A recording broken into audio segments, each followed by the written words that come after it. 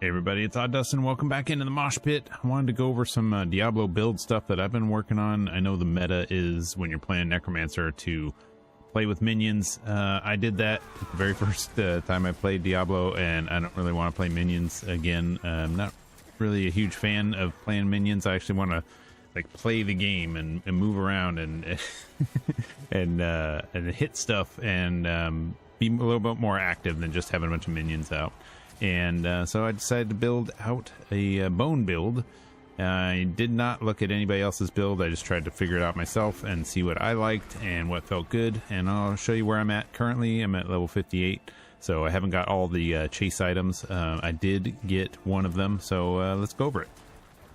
So first off, I am a casual player, so I don't play a ton, maybe 2 hours a day or so, maybe a little bit more depending on how much time I have. And and I also played the campaign. Watch my other video for that on the experience of playing the campaign.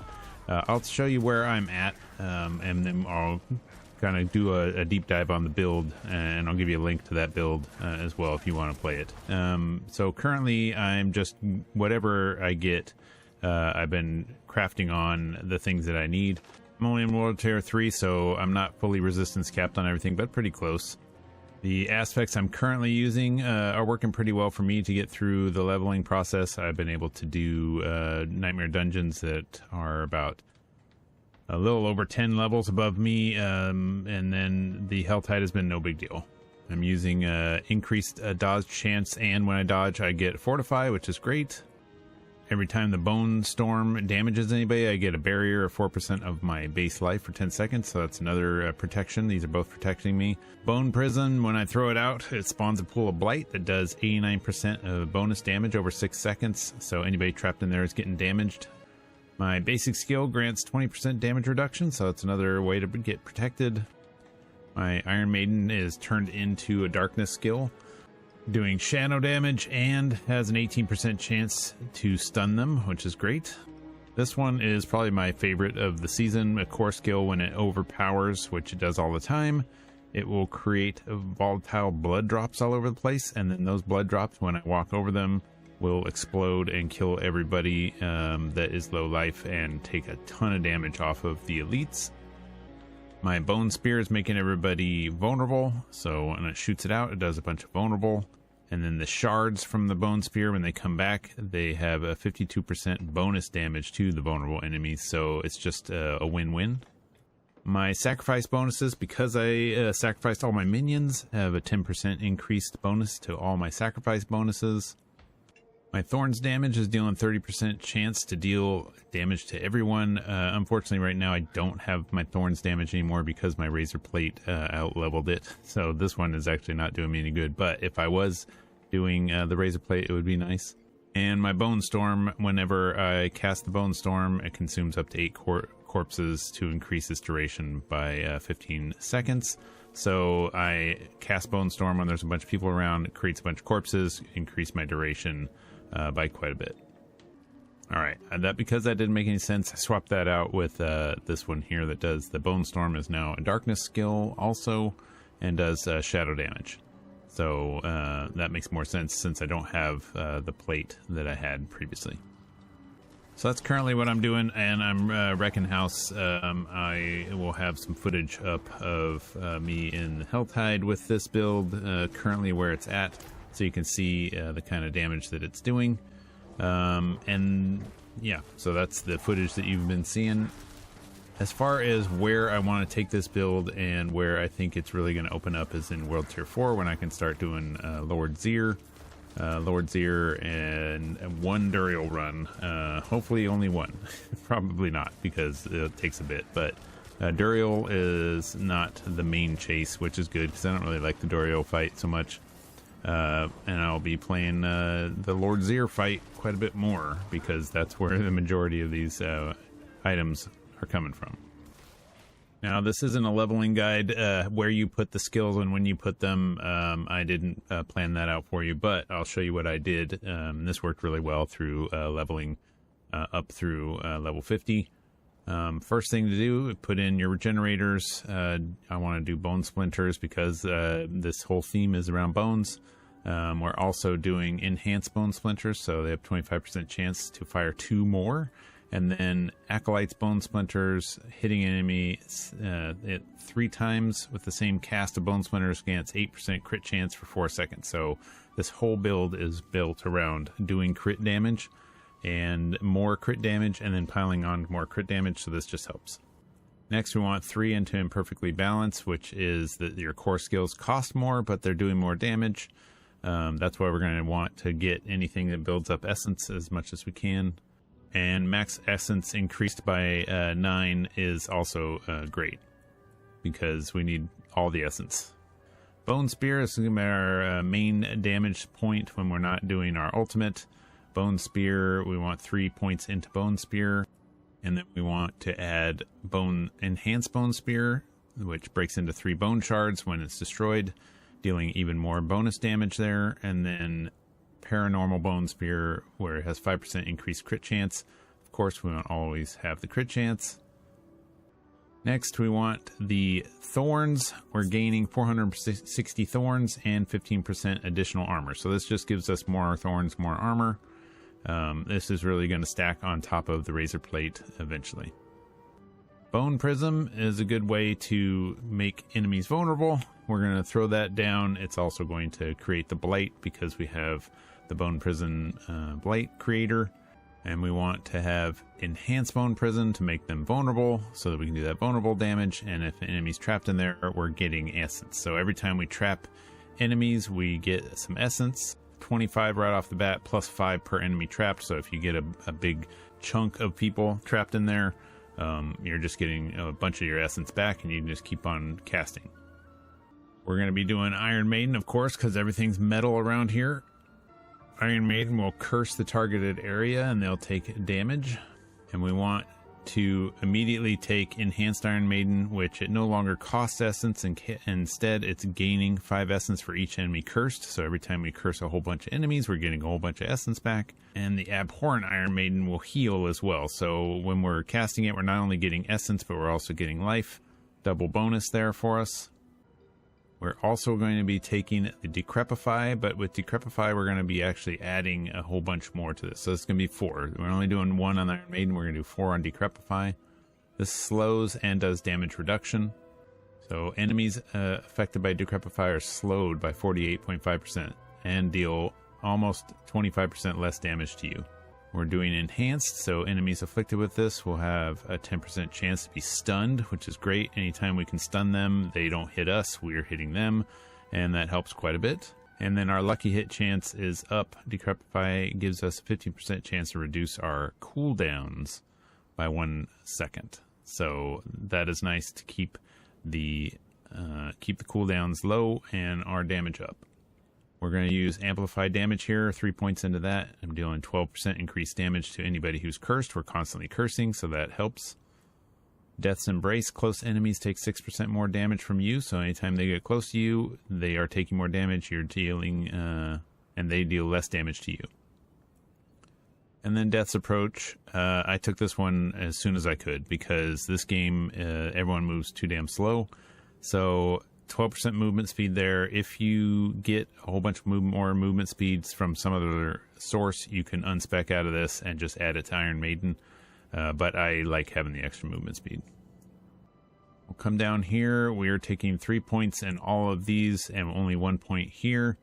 This one, we want your bone skills are doing a 0.9% increased crit chance for each 30 essence that you... each 30 essence you have upon cast. So depending on how much essence you have, that increases how much crit strike chance we have. We want all the crit strike chance. Every 100 essence you spent recently reduces the cooldowns for your bone skills. So as you're spending essence, which we're doing a ton of, it is constantly chunking down our cooldowns, which is awesome. Your bone skills do 15% increased crit strike damage to vulnerable enemies. We're already making them vulnerable all the time, so we're doing a lot of extra damage there. And this one, we just need 1 point into this. After you critically strike 10 times, which we're doing all the time, your bone skill deals 5% increased damage for 5 seconds. This one's pretty nice. This is one that if you took some movement speed out, you could add to this to just increase the damage bonus. Standalone damage reduction is 18% when you have no minions. We don't have any minions, so it's awesome. While healthy, you gain 12% critical strike chance, and your minions gain 18%. We don't have any minions. We're just taking this to get the 12% increased crit strike chance because we always want a crit strike. And there we go. Bone Storm, of course, because we're boner. We're doing all the bones, and we want that. We also want these extra bonuses down here. Damage reduction while we're doing Bone Storm, which is awesome. And your crit strike chance, of course. All the crit strike chance. And then lastly, another bone here. We're doing Ossified Essence. Your bone skills deal 0.5% increased damage for each point of essence you have above 50 upon cast. Current bonus is 43%. And that is the skill tree. It is working pretty well. Now going into the gear that I'm hunting for, we're going to want to get a few unique items. So if some of the unique items you're needing more protection and you can't get protection on these unique items, you might want to switch to some normal items. But I have picked these out because I think this is going to be the best way for success in the pit. First in the helmet, we're going to go with the Deathless Visage. The bone spears, every time you shoot it out, it leaves an echo that explodes and does increased 5% damage for every 30% of your crit strike damage bonus. We have a ton of crit strike damage bonus, so there's a whole bunch of extra damage from those echoes. Thorns, this Razorplate I had early on right after the campaign, and I quickly leveled out of it, but it is freaking awesome. If the thorn damage on this, if they just touch you, most enemies, when they just hit you, they die immediately. So you're barely even having to kill anything. You can just stand still and stuff dies. The other one is Lidless Wall. I do like to play with extra damage, but this is just, instead of having focus, you would have this shield, because this shield, when you have an active Bone Storm, when you hit anybody outside the Bone Storm, it has a chance, 15 to 30%, hopefully you get a 30% roll, to cause another Bone Storm at their location. So you're going to have multiple Bone Storms all over the place. That sounds super fun and awesome. Also, each of your active sacrifice bonuses, and because we're sacrificing all of them, we get an increased chance by 25%, and the total number of bone storms you can have by 1%, by 1. So for each of your active sacrifice bonuses, you get the chance to have 1 extra bone storm. That means that I'm going to have 3 extra bone storms on top of the other bone storms. So I potentially could have 5 bone storms if I'm reading that right, which is just insane. So this is a must-have for a bone build. And then the Ring of Starless Skies, spending resources reduces your resource costs, increases your damage by 10% for 3 seconds up to 40%. Anything that reduces the resource cost of things is great. I don't know that this one is a must-have, though. It's more just we'll check it out and see if it does well. If not, then I might switch that out for a regular ring just to have the protection we need. For the rings and amulets, I went with a skull just to have more armor, but because this season they've had an armor cap, we might not want to have armor. You might want to throw in some gem to get the protection you need, depending on what you might be lacking because of the gear that you got, because the resistances mean something. I'll go over these other ones that I put in here as well. So the Bone Storm consumes 8 corpses and increases the duration. So if you're casting Bone Storm, you're getting more duration. That one is necessary and awesome. Each time Bone Storm damages enemies, you get a barrier, which increases your protection, which is good. Iron Maiden doing the darkness skill that we already have. That one's pretty good as well. The blood drops is a must. Always do the blood drops. No, if you switch anything out and you want to hold on to one, the blood drops. It's freaking amazing. Thorns damage, because we're using Razorplate, we want even more thorn damage. This one will be something I get put back on when we have the Razorplate. Bone Prism causing the Blight Pool is nice, but you can also switch this one out for anything for the Bone Spear. For the different skeletons and warriors and all that stuff down here, the mages and golems and all that, we're sacrificing all of them. We'll get this one here. We want critical strike chance, of course, up. We'll want to deal 15% increased damage to vulnerable enemies because we're making them vulnerable all the time. And then we want attack speed. Now, this one here, there's 2 different ways you can go. I like attack speed. I feel like the normal attack speed is a little slow, so any increase in attack speed I feel is way better for doing my Bone Spear. But you could also go with 30% increased crit strike damage. Of course, I think crit strike damage caps out eventually, so this might be a little bit of overkill. Just watch it and keep an eye on that, but I like the attack speed better anyway. For the Paragon board, I built out what I feel is a pretty decent path with everything kind of optimized towards bone skills. So I'll kind of go over some of the keys here and the direction. I put a link again to this build if you want to check it out and follow this path, you can. First thing, we go up here to the right and get 10% extra damage and 4 extra life. We put in the Dominate glyph, which gives us overpower damage. When you overpower an enemy, all damage they take from you and your minions is increased. So we don't have minions, but all damage from me is increased by 12% for 5 seconds, which is awesome. And we're overpowering all the time. Next thing, we want to move up here to the side just to get these 7 dexterities, because we're going to need that later. And this willpower nodes, we want all the willpower later as well. Come up here and get all this willpower and the 10% damage and 10 intelligence. Move up into the next board, we want the Amplify board. This one has a whole bunch of extra bone skills on it and bone damage, so we want to make sure that we're getting all the bone damage. Come up here and grab Legendary Bone Graft. Hitting an enemy with a bone skill increases your damage by 1% for maximum essence by 2 for 8 seconds. Stacks up to 8% increased damage. So we're doing all kinds of extra damage and getting essence back as well. Then we're going to grab Entomb here for more bonus and healing for bone skills. You can see anything with these little bones here. We're going to grab all of these because these are all bone skill damage. Crit strike damage with bone skills, crit strike damage, a bunch of this. Then we're going to come up here and grab this calcified one here, which is even more bone skill damage. You can see we got a ton of bone skill damage around here, just increasing the amount that we get. We're going to do all kinds of work in this one. We're going to loop up around here and we're going to get all the essences. Max essence, essence on kill, max essence. We're just going to pile up on essence so that we never run out. We're going to come over here and do Amplify. Enemies affected by curse skills take 10% increased damage from you. We're going to be cursing all the time, so that's awesome.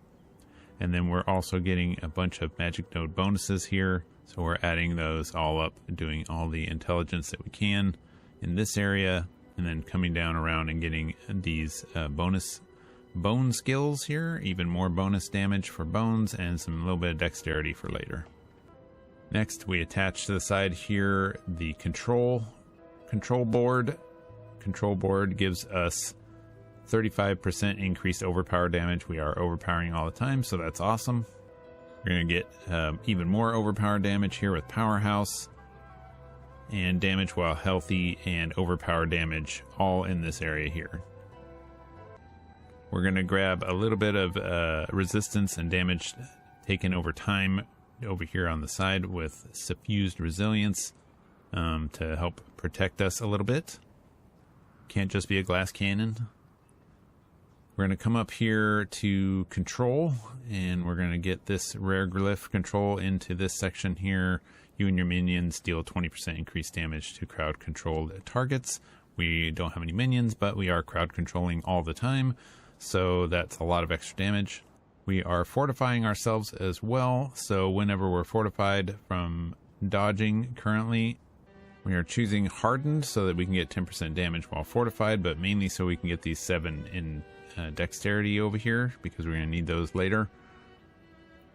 And then come up here and get some protection for healing received and 7 willpower. And we have 2 connected boards, one over here and one over here. This one up top, we're going to come up here and actually we should do this one over here first. So come over here and get Wither first. Wither is going to get us shadow damage over time. Effects have a 5% chance to deal 50% bonus damage each time they deal damage. This chance is increased by 1% and bonus damage is increased by 4% for each 60 intelligence you have. We have a ton of intelligence, so that is increased all the time. Along the way to this, we're getting all this dexterity and willpower, and we're going to need that. All of this along here, we're getting dexterity and willpower, dexterity, willpower. We need all the dexterity and willpower. So come up through here, get all this. We're going to grab a couple of damage over time reductions as well. And then once you have that, then you can come up this way and grab these nodes, which you need dexterity and willpower for. These nodes here, Ruin does 25% damage to healthy enemies and 15% extra critical strike damage. And then around it, you can see we've got a bunch of critical strike damage, damage to healthy enemies, critical strike damage. It's all just good stuff. This one over here is a shadow resistance and max life. Always good to have the extra max life. And this whole section here gives us 8% extra max life. Then Scent of Death is in this one here. Whenever there's at least 2 corpses near you, which we're creating corpses all the time, you gain 15% damage reduction. And then when there's no corpses nearby, we get 15% increased damage. So it's just a win-win. And then last node here, the glyph, we're getting Territorial. For every 5 dexterity within range, you do 10 increased damage. So we're doing 1, 2, 3, 4, 50% increased damage.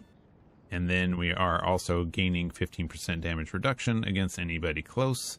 And getting this node here for the 100 armor and 10 intelligence. And then a couple of armor slots here to give us more armor. It's really only to get to these nodes. The armor at this point, we might be maxed out on armor, so these might be pointless, but we need to get to the extra dexterity here so that we can get the bonus for the dexterity. And that's the build. I don't know if you're like me, that you don't you don't want to play with minions, but you still want to play a necromancer. Hopefully this helped out.